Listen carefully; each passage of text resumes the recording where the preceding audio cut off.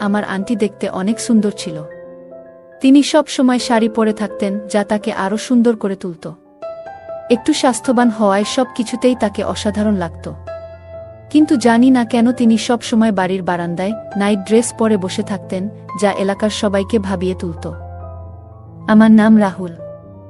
আমি একটি মধ্যবিত্ত পরিবারের ছেলে।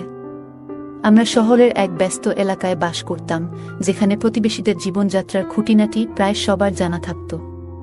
আমাদের গলির সবাই একে অপরের সঙ্গে ভালো সম্পর্ক রাখত, বিশেষ করে আমাদের সামনের বাড়ির পরিবারটির সঙ্গে।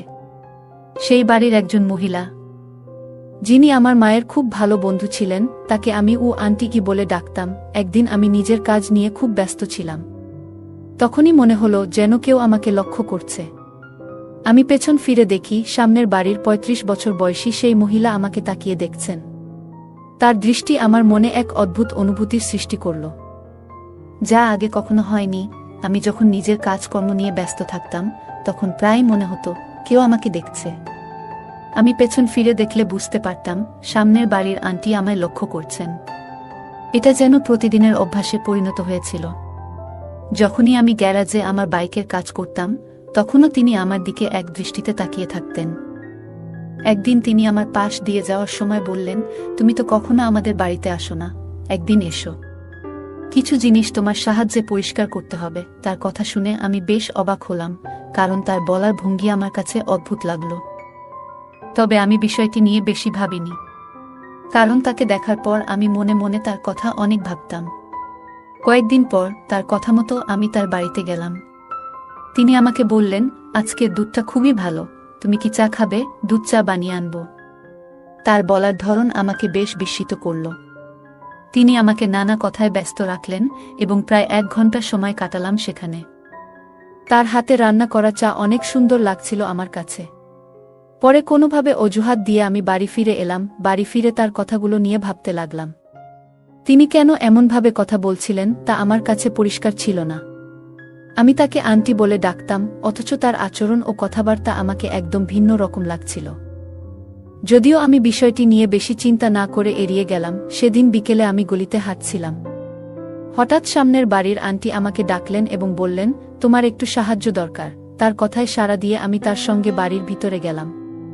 ভেতরে গিয়ে দেখলাম আন্টি বেশ খোলা মনের ভঙ্গিতে আমার সঙ্গে কথা বলছেন। তখন তিনি একটি সুন্দর নাইট ড্রেস পরেছিলেন। আমি জানতে চাইলাম, কাজ কি? তিনি হেসে বললেন, বলছি, আগে বসো।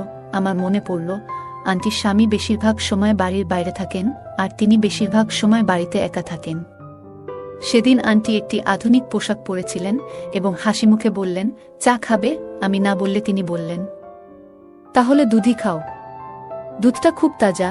আমি কিছু বলার আগেই তিনি রান্নাঘরে গেলেন দুধ এর গ্লাস আনতে। ফিরে এসে তিনি যখন দুধের গ্লাসটা আমাকে দিলেন, তখন হঠাৎ তার হাত আমার হাতে একটু ছুঁয়ে গেল। ঘটনাটি আমাকে কিছুটা অস্বস্তিতে ফেলল, তবে আমি বিষয়টি এড়িয়ে যাওয়ার চেষ্টা করলাম। কিন্তু মনে হচ্ছিল আন্টির উদ্দেশ্য আরেক রকম। তিনি হেসে বললেন, আজ তোমাকে ঠিক সময়ে গলিতে দেখলাম, তোমার সাহায্যটা খুব দরকার। আমি জিজ্ঞাসা করলাম, কি সাহায্য দরকার? তিনি বললেন, বাড়ির কিছু জিনিসপত্র অন্য একটি ঘরে নিয়ে যেতে হবে। তোমার আঙ্কেল বাড়িতে নেই, তাই তোমার সাহায্য নিতে চাই। আমি কিছুক্ষণ ভেবে বললাম, ঠিক আছে, কোথায় জিনিসগুলো? তিনি আমাকে স্টোর রুমের দিক দেখিয়ে দিলেন। সাহায্য বলতে দুটি ছোট কার্টন ছিল, যা খুব বেশি ভারীও ছিল না। এমনকি একজন মহিলা নিজেও সহজেই রাখতে পারতেন। আমি কার্টন দুটি তুলে নিয়ে তার দেখানো জায়গায় রেখে দিলাম। কাজ শেষ করে নিজের বাড়ি ফিরে যেতে চাইলাম, কিন্তু আন্টি আমার হাত ধরে বললেন, এত তাড়া কিসের? একটু বিশ্রাম নেও, তারপর চলে যেও। কিন্তু আমি আর সেখানে অপেক্ষা করলাম না। এরপরও একাধিকবার তিনি বিভিন্ন অজুহাতে আমাকে ডেকে পাঠাতেন। তার এই বারবার আমাকে ডাকার উদ্দেশ্যটা আমার কাছে পরিষ্কার ছিল না। কিন্তু যখনই আমি তার বাড়িতে যেতাম, আমি লক্ষ্য করেছিলাম তিনি সব সময় সাজগোজ করে থাকতেন, যা আমাকে বেশ অবাক করত। তার মধ্যে আমার কোনো বিশেষ আগ্রহ ছিল না। আমাদের বয়সের পার্থক্যও বেশ ছিল, কিন্তু তার মধ্যে আমার প্রতি কেন এই ধরনের আগ্রহ ছিল তা আমার কাছে পুরোপুরি রহস্যই রয়ে গেল। একদিন সন্ধ্যায় কাজ শেষে বাড়ি ফিরে এসে দেখলাম দরজায় তালা। পরে জানতে পারলাম হঠাৎ করে আমাদের আত্মীয়দের বাড়িতে কিছু জরুরি ঘটনা ঘটেছে, তাই পরিবারের সবাই সেখানে চলে গিয়েছে। মা আমাদের পাশের বাড়ির আন্টির কাছে চাবি দিয়ে গেছেন। আমি দরজায় নক করতেই আন্টি সঙ্গে সঙ্গে বেরিয়ে এলেন। তিনি বললেন, তোমার মা আমাকে চাবি দিয়ে গেছেন, তুমি চাইলে একটু সময় আমাদের বাড়িতে কাটাতে পারো। আমি তো একা আছি। আমি বললাম, চাবি দিন, আমি আমার ঘরে যাব। কিন্তু তিনি বারবার বলছিলেন, একা ঘরে গিয়ে কি করবে, একটু আমার এখানে বসো। আমিও তো একা আছি এই বাড়িতে, আমাকেও ভালো লাগছে না। তাই তুমি কিছুক্ষণ এখানে থাকলে আমরা বসে একটু গল্প করাতাম, তাতে হয়তো একটু ভালো সময় কাটানো যেত। একা একা এই বাড়িতে আমি বোর হয়ে যাচ্ছি। তার 3 বার বলার পর আমি আর না করতে পারলাম না। তার কথামতো তার বাড়িতে ঢুকলাম। ভেতরে ঢুকেই তিনি এক গ্লাস পানি এনে আমার সামনে রাখলেন। তারপর বললেন, তোমাকে খুব ক্লান্ত দেখাচ্ছে। তিনি আমার ব্যাগটা তুলে সাইডে রেখে দিলেন। আন্টির আচরণে আমি একটু অবাক হচ্ছিলাম। এমন যত্ন সাধারণত মানুষ খুব কাছের কারো জন্যই করে। তার কিছুক্ষণ পর তিনি আমার সামনে খাবার এনে দিলেন। আমি ঘড়ির দিকে তাকিয়ে দেখলাম রাত 10টা বাজে। খিদে পেয়েছিল, তাই খাবার খেয়ে নিলাম। আন্টির এই যত্ন করার ধরন আমাকে বেশ ভালো লাগছিল। আগে কখনো এমন মনোভাব তার মধ্যে দেখিনি। সন্ধ্যায় খেতে বসার সময় আন্টি আমার সামনে বসেছিলেন। খেতে খেতে আমার দৃষ্টি বারবার তার দিকে চলে যাচ্ছিল। আমি লক্ষ্য করলাম তিনিও মাঝে মাঝে আমার দিকে তাকাচ্ছেন। খাওয়ার পর তিনি বললেন, তোমার পরিবারের কেউ এখনো ফিরে আসেনি, তাই আজ রাতে আমার বাড়িতেই থেকে যাও। আমি তোমার সব খেয়াল রাখব, তোমার কোনো অসুবিধা হবে না। তার কথাগুলো যেন এক ধরনের বিশেষ যত্নের বার্তা দিচ্ছিল। তিনি যেভাবে আমার খেয়াল রাখছিলেন, আমি মনে মনে ভাবছিলাম, কেমন হতো যদি আমার স্ত্রীও এমন হতো। বিয়ে করলে আন্টির মতো এমন সুন্দর নারীকেই করব। এইসব ভাবনায় ডুবেছিলাম যখন আন্টি হঠাৎ আমার কাছে এসে আমার মাথায় হাত বুলিয়ে বললেন, আজ তো তুমি অনেক দেরি করে এসেছ, নিশ্চয়ই খুব ক্লান্ত হয়ে গেছ।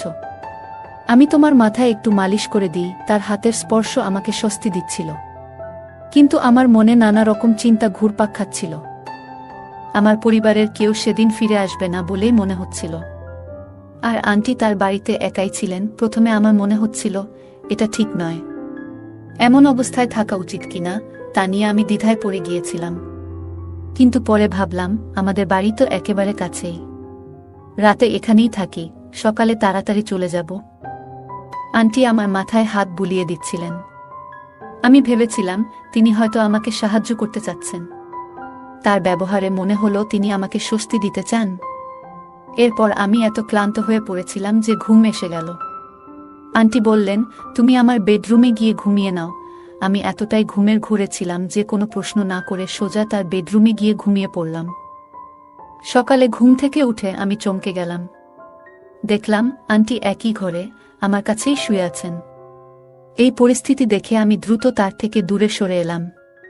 তিনি তখন একটি নাইট গাউন পরেছিলেন এবং বললেন, আমি আসলে বাইরে সোফায় শুয়েছিলাম, কিন্তু সেখানে খুব ঠান্ডা লাগছিল, তাই তোমার পাশে এসে শুয়ে পড়েছি।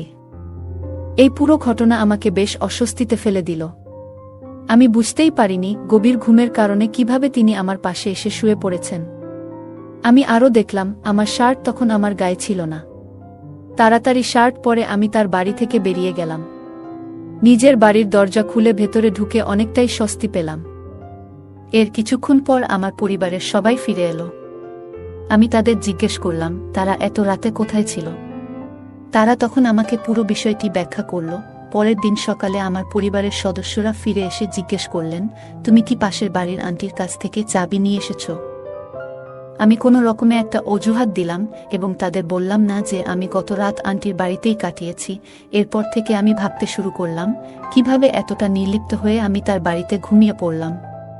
এমনকি আন্টি কখন ঘরে এসেছেন তাও টের পাইনি। আগের রাতে যা ঘটেছিল তা নিয়ে আমার মনে একের পর এক প্রশ্ন ঘুরছিল। তার দেওয়া খাবার খাওয়ার পরেই আমি গভীর ঘুমে তলিয়ে গিয়েছিলাম। মনে হচ্ছিল হয়তো এমন কিছু হয়েছে যা আমি বুঝতেই পারিনি। তবে রাতটি আমাকে আন্টির প্রতি এক ধরনের অন্যরকম অনুভূতির দিকে নিয়ে গিয়েছিল। যদিও তিনি বিবাহিত ছিলেন, তাই আমি আমার অনুভূতিগুলো নিয়ন্ত্রণে রাখার চেষ্টা করছিলাম। পরদিন কাজ করতে গিয়ে সারা দিন আন্টির কথাগুলো আমার মাথায় ঘুরছিল। তার ব্যবহারে একটা আলাদা আকর্ষণ জন্ম নিয়েছিল। আমি নিজেকে বারবার সামলানোর চেষ্টা করছিলাম। একদিন সন্ধ্যায় আমি গলির পাশ দিয়ে হাঁটছিলাম। দেখলাম আন্টির বাড়ির দরজা বন্ধ। প্রতিদিন এই পথ দিয়ে যাওয়ার সময় তাকে প্রায় বারান্দায় দেখা যেত। তিনি সুন্দর করে সাজগোজ করে বারান্দায় বসে থাকতেন, কিন্তু সেদিন তাকে কোথাও দেখা গেল না। এই পরিস্থিতি আমাকে আবার ভাবনায় ফেলে দিল। বারবার তার কথা আমার মনে হচ্ছিল। সেদিন সকালে আমি প্রতিদিনের মতো বাইরে বের হয়েছিলাম। আন্টিকে সাধারণত বারান্দায় দেখা যেত, কিন্তু সেদিন তাকে কোথাও দেখা গেল না। আমি একটু উদ্বিগ্ন হয়ে তার বাড়ির দিকে এগোলাম। তার দেখা না পেয়ে মনে কেমন এক অদ্ভুত অস্থিরতা কাজ করছিল। তার বাড়ির দরজার কাছে গিয়ে ভেতর থেকে মানুষের কথোপকথনের শব্দ শুনলাম। মনে হলো হয়তো তার বাড়িতে কেউ এসেছে। তাই আর বিরক্ত না করে আমি নিজের বাড়িতে ফিরে এলাম, কিন্তু সারা দিন তার কথা আমার মাথা থেকে সরছিল না। মনে হচ্ছিল তাকে একবার দেখার খুব প্রয়োজন। এই চিন্তায় বারবার মন উতলা হচ্ছিল। তবে আমি নিজেকে শান্ত রাখার চেষ্টা করছিলাম। সন্ধ্যা পর্যন্ত আমি অপেক্ষা করলাম, কিন্তু আন্টি বাড়ি থেকে বের হলেন না। তখন আমি বাড়ির দিকে যেতে থাকি। ঠিক সেই সময় আমার ভাই গলির মোড়ে দেখা করে। তাকে দেখে আমি অবাক হয়ে জিজ্ঞেস করলাম, তুমি এখানে কি করছো? আজ কলেজে গেলে না? ভাই বলল, তোমাকে সব বলবো, আগে বাড়ি চলো। খুব ক্ষুধা পেয়েছে। আমরা দুজন একসঙ্গে বাড়িতে ফিরে এলাম। তখন সন্ধ্যা ঘনিয়ে এসেছে। আমরা একসঙ্গে রাতের খাবার খেলাম। ভাইকে বেশ ক্লান্ত দেখাচ্ছিল। এভাবেই দিনটি কেটে গেল। রাতে আমরা একসঙ্গে খাওয়া দাওয়ার পর যার যার ঘরে চলে গেলাম। তবে আমার মনের ভেতর আন্টির কথা যেন থেকেই ঘুরছিল। সেদিন রাতে আমার ছোট ভাই ঘুমিয়ে পড়েছিল, কিন্তু আমি কিছুতেই ঘুমাতে পারছিলাম না। হঠাৎ দেখলাম ভাই বিছানা থেকে উঠে হাঁটতে শুরু করেছে। আমি তাকে ডাকলাম, কিন্তু সে কোনো সাড়া দিল না। বুঝতে পারলাম সে ঘুমের মধ্যেই হাঁটছে। আমি দ্রুত তাকে ধরে আবার বিছানায় শুইয়ে দিলাম। পরের দিন আমি ঠিক করলাম, যে করেই হোক আজ আন্টির সঙ্গে দেখা করব। তাকে না দেখলে আমার অস্থিরতা কমবে না। দুপুরে যখন বাইরে বের হলাম, তখন হঠাৎ আন্টিকে দেখলাম। তিনি একটি দারুণ সুন্দর পোশাক পরেছিলেন, যা তাকে আরও আকর্ষণীয় লাগাচ্ছিল। আমি তার সঙ্গে কথা বলতে যাচ্ছিলাম, ঠিক তখনই তিনি বললেন, তোমার একটু সাহায্য দরকার, তুমি কি আমার সঙ্গে যাবে? তার সাহায্যের ধরন আমার কাছে কিছুটা পরিষ্কার ছিল। আমি এক মুহূর্ত না ভেবে বললাম, হ্যাঁ অবশ্যই। আন্টি বললেন, আমাকে তোমার সঙ্গে বাইরে যেতে হবে। আমি সম্মতি জানালাম। কিছুক্ষণ পর তিনি পুরোপুরি প্রস্তুত হয়ে এলেন। তাকে দেখে আমি মুগ্ধ হয়ে গেলাম। তিনি সত্যিই খুব সুন্দর লাগছিলেন। আন্টি আমার বাইকের পেছনে বসলেন, আর আমরা রওনা হলাম। তখন তিনি একটি সুন্দর শাড়ি পরেছিলেন, যাতে তাকে আরও সুন্দর লাগছিল। কিছুক্ষণের মধ্যেই আমরা সেই জায়গায় পৌঁছালাম যেখানে তিনি যেতে চেয়েছিলেন। জায়গাটি দেখে আমি কিছুটা অবাক হয়ে তাকে জিজ্ঞেস করলাম, তুমি আমাকে এখানে কেন আনলে? সেদিন আন্টি বললেন, এই জায়গায় আমার কিছু জমি আছে। তারপর তিনি বললেন, আমার এক বান্ধবীর একটি ফ্ল্যাট এখানে রয়েছে। ফ্ল্যাটের কথা শুনে আমার মনে কেমন একটা উত্তেজনা কাজ করল। মনে হলো আজ হয়তো আমার ভাবনার কিছুটা বাস্তবায়ন হতে পারে। আমি তার পেছন পেছন হাঁটতে লাগলাম। গলির এক কোণে ফ্ল্যাটটি ছিল। তিনি ভেতরে ঢুকলেন, আর আমি তাকে অনুসরণ করলাম। ভেতরে কয়েকটি ছোট ছোট ঘর ছিল। তিনি একটি ঘরের দরজা খুললেন, যেখানে একটি মাত্র বিছানা রাখা ছিল। ঘরের পরিবেশ দেখে মনে হলো এখানে কেউ নিয়মিত আসে না। আন্টি বিছানায় গিয়ে বসলেন। আমি তার পাশেই বসে পড়লাম। চারপাশের সবকিছু আমার দৃষ্টির বাইরে ছিল। আমার সমস্ত মনোযোগ ছিল শুধু তার দিকে। আন্টির কথা ছাড়া তখন আমার মনে আর কোনো ভাবনা আর ছিল না। ঠিক তখনই হঠাৎ ঘরের ভেতরে 4-5 জন লোক ঢুকে পড়ল। তাদের একজনের হাতে একটি ক্যামেরা ছিল, আর ঘরের লাইটগুলো হঠাৎ করে উজ্জ্বল হয়ে উঠল। আমি ভয়ে একদম স্থির হয়ে গেলাম। আমি দ্রুত আন্টির দিকে ফিরে জিজ্ঞেস করলাম, এটা কি হচ্ছে? কিন্তু তিনি কোনো উত্তর দিলেন না। এর মধ্যেই আরেকজন মহিলা ঘরে ঢুকলেন এবং আমার পাশে বসে পড়লেন। আমার দুপাশে 2 জন মহিলা, আর তাদের সঙ্গে থাকা লোকগুলোকে দেখে আমি আরও আতঙ্কিত হয়ে গেলাম। আমি আবার জিজ্ঞেস করলাম, তোমরা কি করতে চাও? তাদের মধ্যে একজন বলল, তুমি যতই চিৎকার করো না কেন, এই ঘর থেকে তোমার আওয়াজ বাইরে যাবে না। তখনই বুঝতে পারলাম পরিস্থিতি আমার জন্য ভালো নয়। এর মধ্যে একজন লোক পকেট থেকে একটি অস্ত্র বের করল। আমাকে ভয় দেখিয়ে একজন বলল, তোমার যদি প্রাণ বাঁচাতে হয় তবে আমাদের কথা শুনতে হবে। আমি বুঝতে পারলাম আমি বড় বিপদে পড়েছি। আন্টির পিছু নিয়েছিলাম আমার ইচ্ছা পূরণের জন্য, কিন্তু এখন পরিস্থিতি এমন জায়গায় পৌঁছে গেছে যা আমার জন্য ভয়ঙ্কর।